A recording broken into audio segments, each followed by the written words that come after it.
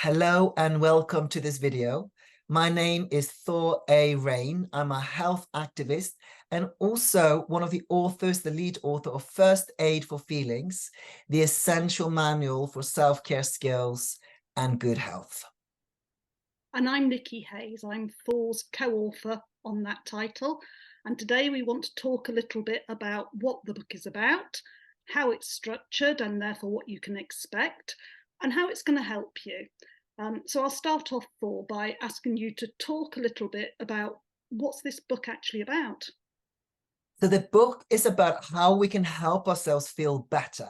So it's basically about looking at feelings, all feelings, as information. So whether that's pain, fatigue, stress, anxiety, joy, pleasure, whatever, really seeing them as information, and then learning how to read that information, how to interpret it, and also how to respond to it constructively, so that when things arise, when something becomes intense, we're feeling kind of a surge of intensity, that we're able to respond in that moment in a way that's helpful, as opposed to, for many of us, we go like 3 days later, I wish I'd done this, or I wish I'd done that, So this is the technique that, or it's a set of techniques and sort of tips and tools to help you read and respond to that, hence the title, First Aid for Feelings. Yeah, and then the other part of that title, manual, is a little bit of a clue, I think, to the next question, which is, if you could talk a little bit, Thor, about how the book is structured, why it's structured that way, so people can get an understanding of what to expect when they buy it. So, what I found really difficult in sort of my journey, particularly in the early sort of stages, was that I found a lot of the kind of psychology stuff quite kind of foofy. I found it kind of very conceptual.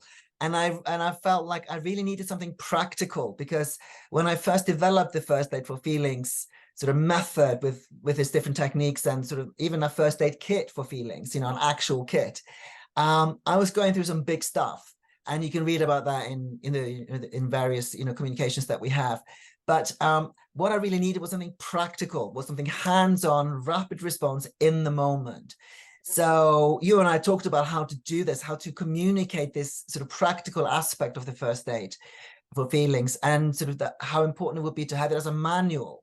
So actually, the way the manual is set up is that each chapter has got a structure. We start with kind of an introduction to a story. So we always have got somebody's story to show what's in the chapter. We then got a bit of a kind of philosophy section. We've got kind of what's the sort of technical bit, what is the biology behind things, or what is the sort of theory behind it.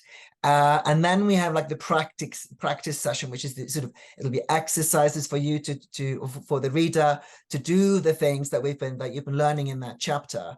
And then at the end, we then got kind of the proof sections, the longer version of the story that's at the beginning of the chapter, where we explain in more detail how that particular person used what's been taught in that chapter to apply that to their own experience and improve their own skills, so they could help themselves find a way through a difficult situation. So that kind of approach, that is a manual, that is practical, that has got a very sort of set approach to each chapter, and then the chapters move from one to another, you get more into the different concepts, was quite important to me, so that it really honors that kind of taking things out of the realm of good idea. It's like when people say, you just got to love yourself. And I'm like, wonderful, but how? How do I do that? So that really was one of, or at least for me, a really big part. And I think that's where you was really helpful, because you would really keep me to, you're like, okay, so how does that make sense? Yeah. So hopefully that we really got that in the chapters themselves. Yeah, I mean, I think before I worked on this book, I considered myself a little bit of a why person, and I transformed into a how person. And I think, well, I know this book answers the why and the how. And also, we've just talked about it being a practical manual, but it's written to be engaging as well. So starting with a story and finishing with a story makes it a really engaging, compelling read. So we've got the best of both worlds in it. I think we both I think. Yeah. And I mean, I think also that I think the stories matter, because I find that for me, I often learn and I often understand stuff by hearing about other people's experiences. Yeah. So I think that's, I think partly the stories help to sort of illustrate stuff, but also for me is that they're relatable. Yes. And so that was also that part. And so, yeah, so we do talk about, you know, particularly in that first part of this chapter where we talk about kind of the philosophy, that's the kind of why and the sort of the more conceptual stuff, but then really bringing in that practical aspect in the second part of each chapter. Yeah, so readers can expect a manual, but one which is engaging and has personal stories that are very relatable. Yeah, and I think I've actually got got a printout of the manuscript here. Yes, look at So it. so you can kind of see some of the stuff here. And if we just look at, you know, so there's like, you know, there's sort of practical exercises and the stories on the you know, Yeah. at the end of each chapter. And I really can imagine this, you know, this is something that people go back to. It'll be a well-thumbed thing. You'll kind of, you read it first and then you come back to it and, you know, go, oh yeah, let's do this, or remind yourself of that. So I really expect it to be something that is, you know, you will keep to hand and use, you know, in a very practical way. Yeah, absolutely. It's been designed for that purpose as well. And then the other final thing to say about it before moving on to the next question, which kind of relates, is it's a manual, but we thought about how people learn and how people remember. So we're very much following engagement science. So we tell you what you're going to learn. We then tell you it. Then we then tell you what you've learned. So it's, you know, structured in a way that we know helps people to learn. It's using engagement science to thread stories through.